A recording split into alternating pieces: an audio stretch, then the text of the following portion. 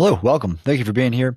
In this video, we're going to talk about the best exercise to reduce blood pressure. Now, it's probably not groundbreaking news that exercise can reduce blood pressure, but what you may not know is one, how effective is it actually for reducing blood pressure? And two, what is the most effective form of exercise for reducing blood pressure? Because there's a lot of different kinds of exercise you can do.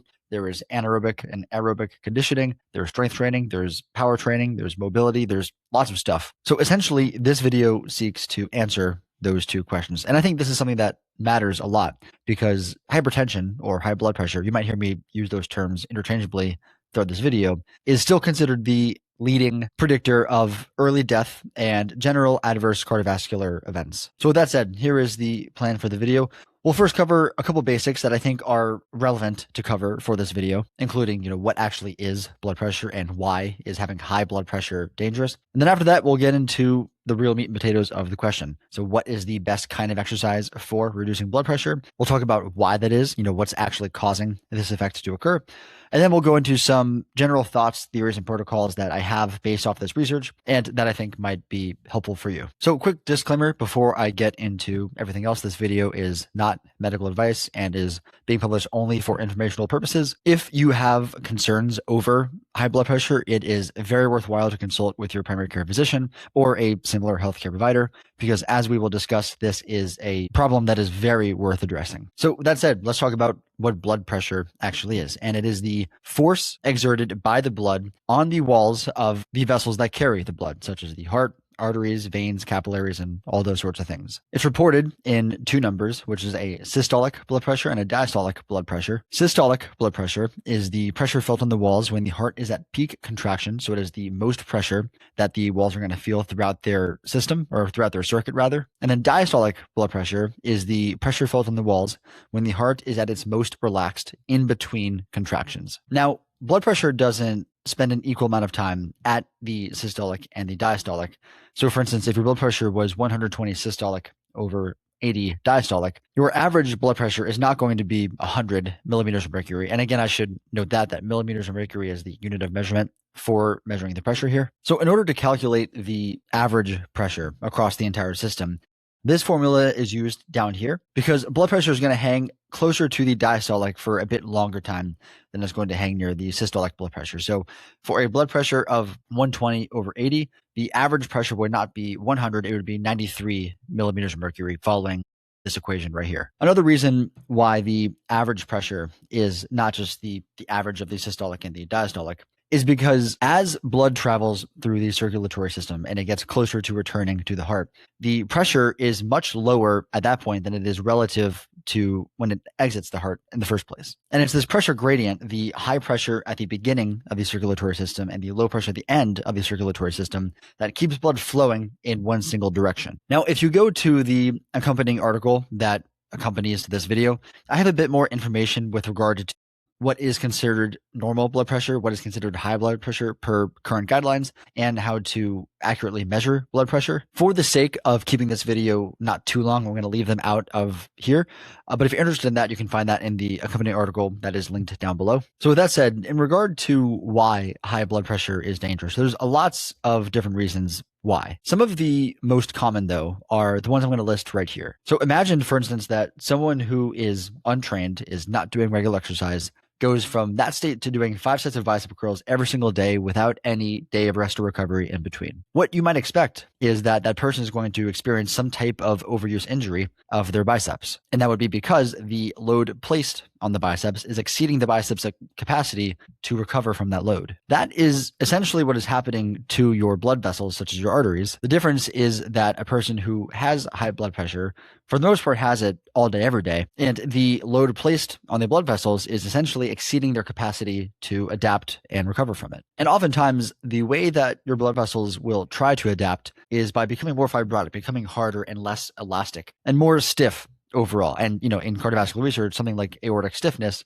is something that's measured frequently in order to assess cardiovascular risk. But as the blood vessels become harder and stiffer and less elastic, less stretchy, this essentially perpetuates the problem because the already high pressure of the blood itself is now pressing up against a wall that is harder, or making the blood pressure even higher as a result. A similar scenario is occurring in the heart itself, because the heart is essentially a big muscle. At least you can, for our purposes now, you can think of it that way. And when blood pressure is elevated, the heart has to pump against increased resistance with every beat or contraction. And as a result, it is essentially working against a load that it is more difficult to recover from. And this is why you see increased ventricular wall thickness in people who have chronically high blood pressure. Moreover, if there is any sort of blood clot or plaque in the circulatory system, the higher your blood pressure is, the higher the chance that that substance gets dislodged, travels through the system, and then gets stuck somewhere much tighter, which can include blood flow, leading to things like stroke,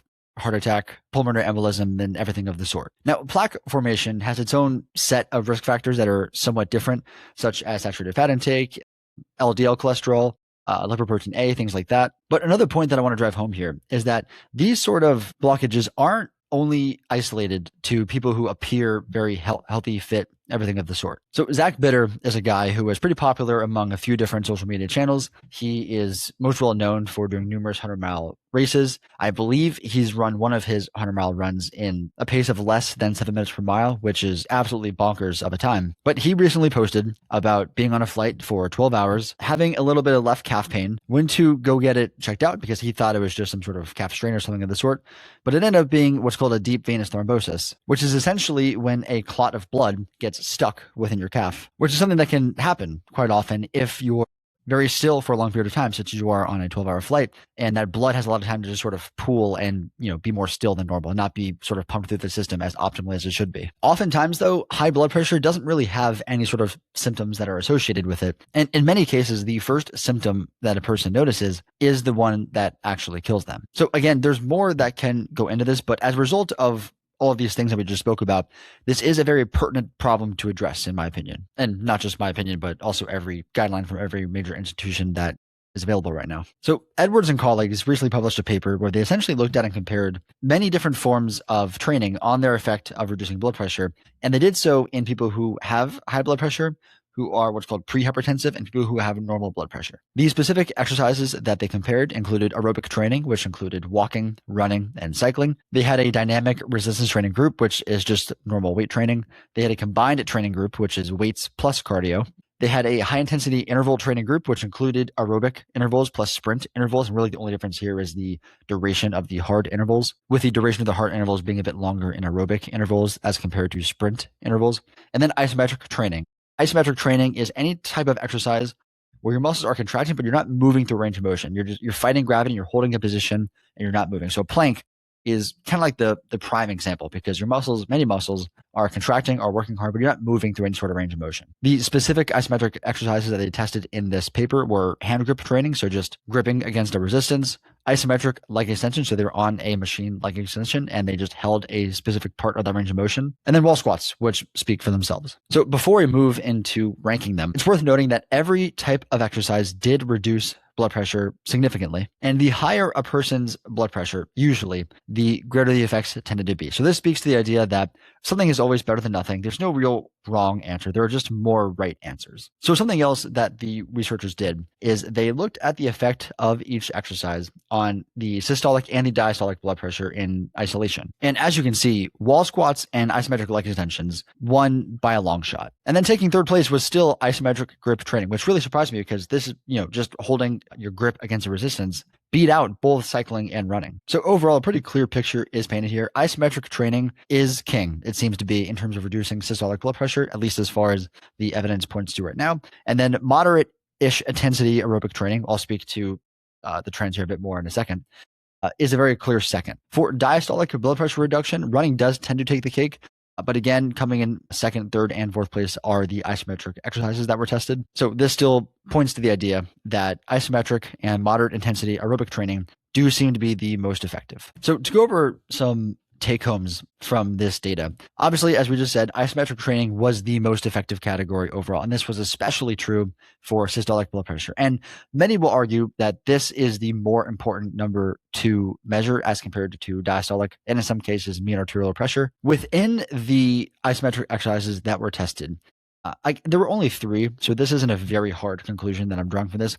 But the exercises that tested, or that trained rather, bigger muscle groups and higher numbers of different muscles performed better than those that trained smaller muscle groups or smaller numbers of muscles. So the wall squat beat out the isometric leg extension, which beat out the isometric grip training. And before we move on, it's really worth taking a moment to appreciate how actually effective and impactful isometric training was for reducing blood pressure. So if a person is going to be put on a blood pressure medication, and right now we're talking about a single blood pressure medication, not multiple, you typically expect to see a reduction of blood pressure systolically of around 9 to 11-ish, depending on the specific paper you're looking at. But wall squats and isometric leg extensions produced that same reduction of systolic blood pressure. Now, if a person is put on multiple blood pressure medications, such as a calcium channel blocker, ACE inhibitor, diuretic, etc., and blood pressure is targeted from multiple different angles, then the effect of blood pressure reduction tends to be greater from pharmaceutical intervention. But these drugs usually have some sort of side effect that is not overly favorable.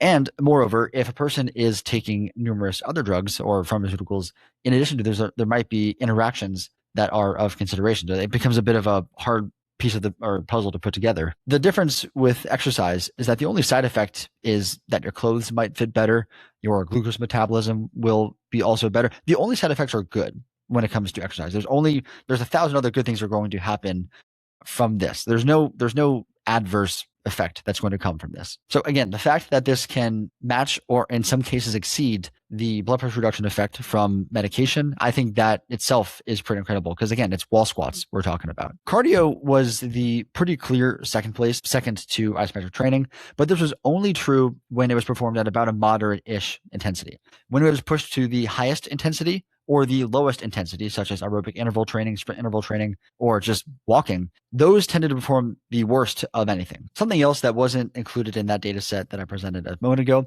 is that in the specific studies that were included looking at moderate intensity cardio, the effect was greater when there was lower frequency of training compared to higher frequency of training. So meaning if you were going to do 120 minutes of cardio across the week, you would probably see a greater reduction in blood pressure if you did that in 3 40-minute sessions as compared to 6 20-minute sessions, even though the total weekly amount across the week is the same. And I think it also just bolsters the effectiveness of cardio in the sense that weight training alone was good for reducing blood pressure, but it was made better when it was combined with cardio. So just to briefly opine on why exercise is reducing blood pressure, there's lots of different things that occur, and certain forms of exercise tend to bias one or more of these mechanisms over the other. But for the most part, most of the research that you could read on this cause and effect relationship would point to these relationships. So improved autonomic tone. Basically what this means is you have a part of your nervous system called the autonomic nervous system. There is the sympathetic, which is commonly called the fight or flight, more of like a stress-oriented nervous system,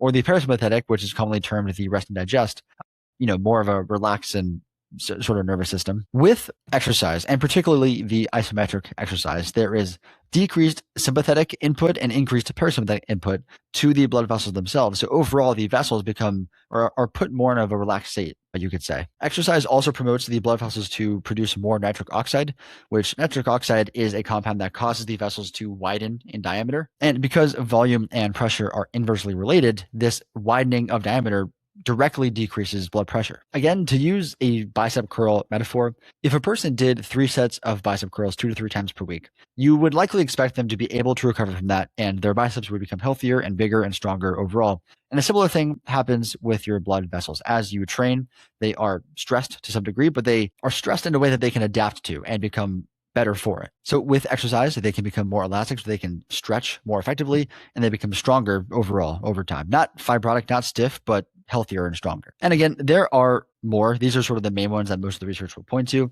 But overall, the net effect of cumulatively of all of these is that there's going to be less resistance in the circulatory system. So as a result, blood pressure will drop. So just to sort of speculate a bit on what the data I presented before, again, there were only 3 isometric exercises that were tested. And within those 3, the more overall muscle mass that was used, the greater the effect of blood pressure reduction that was seen. Now, again, within these studies, only one exercise was tested at a time, which makes a lot of sense for research if you want to draw specific cause and effect relationships. But if a person is able and willing to, I think this can be built upon a little bit. And just for reference, before I build upon that a little bit. The wall squat protocol and the grip and the isometric leg extension were pretty similar to this. Was they did 4 sets of 2 minutes of a wall set with 2 minutes of rest in between sets, and they did that 3 times per week. So like a Monday, Wednesday, Friday of this specific protocol right here. Now, if you wanted to be a bit more well-rounded and target different muscle groups, my suspicion would be that this has the potential to produce an even greater effect overall than the isolated wall squat. Now, again, you can't be too confident in this because it's not directly tested. There's not any sort of hard evidence showing this. But if we're going to go with the trend that I mentioned before, then that would point in this direction. So planks and superbands are both isometric exercises. Side planks are an isometric exercise as well. Wall squat, already used. Hamstring bridge, essentially a glute bridge, but your knees are a bit more straight, so the movement is a bit more hamstring dominant. This would make a bit more of a full body workout, so to speak. Still all isometric, training multiple muscle groups more than just the quadriceps and glutes alone, which would be stressed in the wall squat. And if a person is untrained and wants to use exercise to address their blood pressure, then, over time, if they wanted to progress into a bit more of a robust training protocol, this would prepare them a lot more, in my opinion, than wall squats in isolation. And again, moderate intensity cardio performed second best quite clearly for both systolic and diastolic. But the mechanisms through which isometric training and moderate intensity aerobic training, the ways that they decrease blood pressure are a bit different from one another. So I don't think it's unreasonable to think that there might be an additive effect if you combine the isometric and the moderate intensity aerobic training. And there was the combined training group, which was weight training and cardio, but that was normal weight training. That was dynamic resistance training through range of motion. And again, as we saw, the isometric training compared it to the dynamic through a range of motion weight training, the isometric training won by a long shot. And when I say there might be an additive effect, what I'm saying is that 1 + 1 might equal 3. Moreover, in these studies that tested the moderate intensity cardio, a greater benefit was seen at a 3 time per week versus a 5 time per week frequency, which is again where I drew that lower versus higher frequency claim that I said before, which is somewhat convenient because if you follow that protocol that I mentioned right here, let me go back here, this one right here. So you did that on a Monday, Wednesday, Friday, and you did aerobic training on a Tuesday, Thursday, and Saturday. I don't think it's unreasonable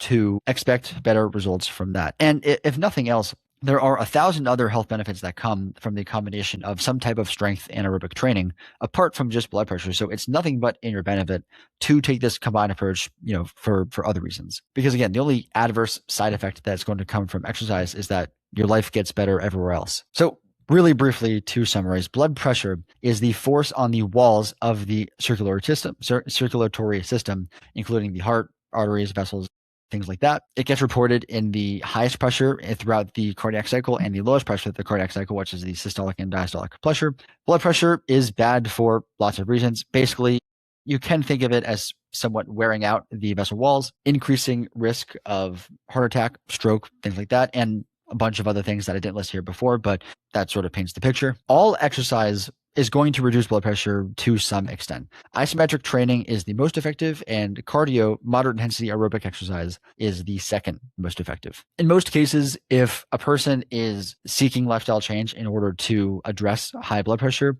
there are other things that should be done over time to address this apart from just exercise. This might include sleep, this might include nutrition, this might include stress management. However, from a lifestyle conservative management perspective, there is nothing that is arguably as effective as exercise.